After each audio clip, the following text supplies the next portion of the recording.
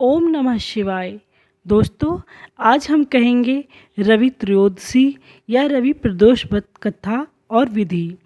तो लेकर प्रभु का नाम आरंभ करते हैं रवि प्रदोष व्रत की विधि और उसकी कथा। प्रदोष व्रत विधि। ब्रह्म मुहूर्त में उठकर नित्य कर्मों से निवृत्त हो भगवान शंकर का स्मरण करें।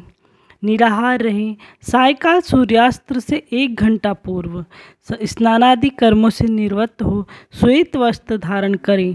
पूजन स्थल को स्वच्छ जल और गाय के गोबर से लीपकर मंडप को भली भांति सजाकर 5 रंगों को मिलाकर पद्म पुष्प की आकृति बनाकर कुशा के आसन पर उत्तर पूर्व और पूर्व दिशा की ओर मुख करके बैठें और भगवान शंकर का पूजन करें।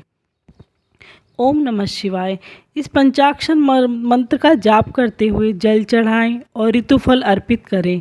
जल चढ़ाते समय इस बात का विशेष ध्यान रखें कि जलधारा टूटे नहीं। इसी प्रकार मंत्र का जप लयबद्ध हो। जल चढ़ाते समय यदि आंखें खुली हुई हैं तो दृष्टि जलधारा पर टिकी हो, और यदि भाव में आंखें मूंद गई हैं तो ध्यान जप के शब्दों अर्थों के साथ चल रहा हो। यदि मंत्र के उच्चारण में गूंज पैदा कर सकें, अर्थात मंत्र यदि ओंठ, कंठ और नाभि प्रदेश से समन्वित रूप से उठे तो यह और प्रभावी होगा। रवि प्रदोष व्रत।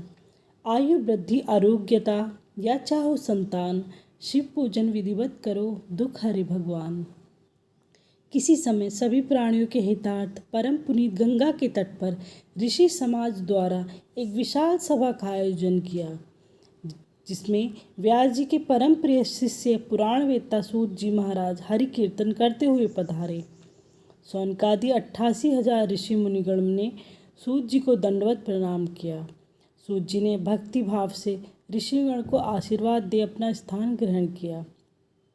ऋषिगण ने विनीत भाव से पूछा, हे परम दयालु, कलयुग में भगवान शंकर की भक्ति किस आराधना द्वारा उपलब्ध होगी? कलिकाल में जब मनुष्य प्राप्त कर्मों में लिप्त हो वेद शास्त्र से विमुख रहेंगे, दीनजन अनेक कष्टों से त्रस्त रहेंगे। हे मुनिश्रेष्ठ, कलिकाल में सत्कर्मों में किसी की रुचि न होगी, पुण्य क्षीण हो जाएंगे एवं मनुष्य स्वतः ही असत कर्मों की ओर प्रेरित होगा। इस पृथ्वी पर तब ज्ञानी मनुष्य का यह कर्तव्य हो जाएगा कि वह पथ से विचलित मनुष्य का मार्गदर्शन करे। अतः हे महामुने, ऐसा कौन सा उत्तम व्रत है जिसे करने से मनवांछित फल की प्राप्ति हो और कलिकाल के पाप शांत हो जाएं? सूत जी बोले, हे सौनकादि ऋषिगण, आप धन्यवाद के पात्र हैं। आपके विचार प्रशंसनीय व जन कल्याणकारी हैं। आपके हृदय में सदा परहित की भावना रहती है। आप धन्य हैं।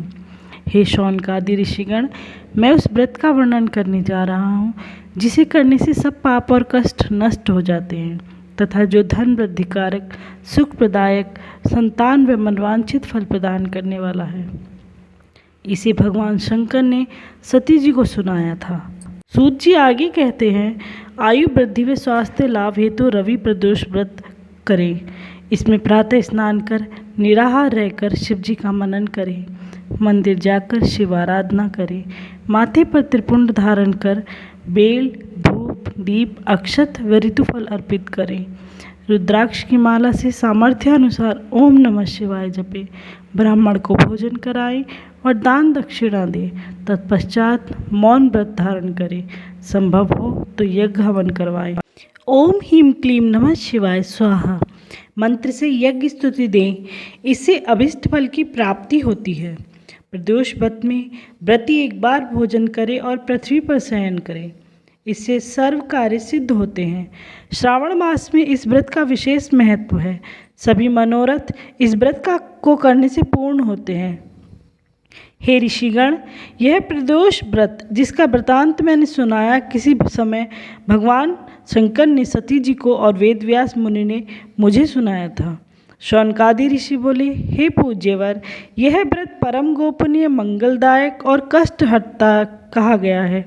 कृपया बताएं कि यह व्रत किसने किया और उसे इससे क्या फल प्राप्त हुआ। तब श्री सूत जी कथा सुनाने लगे। व्रत की कथा। एक ग्राम में एक दिन दीन ब्राह्मण रहा करता था। उसकी धर्मनिष्ठ पत्नी प्रदोष व्रत करती थी। उसके एक पुत्र था। एक बार वह पुत्र गंगा स्नान को गया। दुर्भाग्यवश मार्ग में उसे चोरों ने घेर लिया और डराकर उससे पूछने लगे कि उसके पिता का गुप्त धन कहाँ रखा है। बालक ने दीनतापूर्वक बताया कि वे अत्यंत निर्धन और दुखी हैं, उनके पास गुप्त धन कहाँ से आया।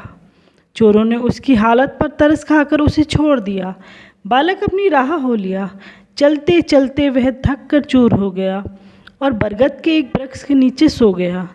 तभी उस नगर के सिपाही चोरों को खोजते हुए उसी ओर आ निकले। उन्होंने ब्राह्मण बालक को चोर समझकर बंदी बना लिया और राजा के सामने उपस्थित किया। राजा ने उसकी बातें सुने बगैर उसे कारावास में डलवा दिया। उधर बालक की माता प्रदोष व्रत कर रही थी। उसी रात्रि राजा को स्वप्न आया कि वह बालक निर्दोष है। यदि उसे नहीं छोड़ा गया तो तुम्हारा राज्य और वैभव नष्ट हो जाएगा। सुबह जागते ही राजा ने बालक को बुलवाया। बालक ने राजा को सच्चाई बताई। राजा ने उसके माता पिता को दरबार में बुलवाया। उन्हें भयभीत देख राजा ने मुस्कुराते हुए कहा, तुम्हारा बालक निर्दोष और निडर है। तुम्हारी दरिद्रता के कारण हम तुम्हें 5 गांव दान में देते हैं। इस तरह ब्राह्मण आनंद से रहने लगा। शिव जी की दया से उसकी दरिद्रता दूर हो गई। उसकी दरिद्रता दूर हो गई। ओम नमः शिवाय। जैसा भला भगवान ने उसका किया ऐसा सबका करे।